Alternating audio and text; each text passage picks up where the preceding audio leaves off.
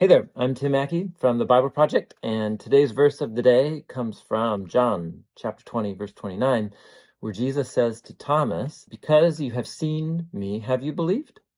Blessed are those who have not seen and have believed." This is a well-known story where Jesus is talking to his disciples after he's raised from the dead. This is post-Easter.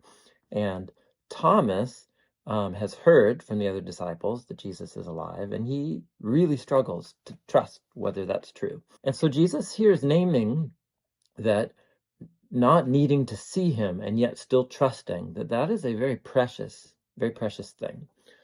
I think it's important to say that this story can be made to make people who struggle to trust in Jesus feel second class. But it's a little more nuanced than that, at least I think so, because Thomas does struggle to trust that Jesus is alive from the dead. But notice that Jesus is so merciful to Thomas, and he does appear to him. Jesus is naming that every generation after that first one will be in a position that's not like these disciples. They won't see Jesus in his physical form, and that will require a deeper sense of trust and belief. So faith and reason are not opposite in this case, but it does involve a sense of trust because it happened a long time ago, and I haven't seen it.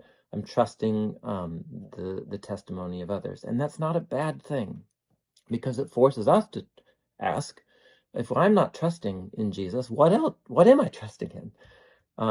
How reliable are the things or the people that I'm trusting in to create meaning and stability in my life? And so that's a question nobody can answer for you today. But I do think Jesus's words to Thomas can invite us into greater self-awareness as to whatever it is we're trusting in to give our lives direction and purpose. And so let's let Jesus's words challenge us to become more aware of who we are trusting in and invite us into a greater trust in Jesus today.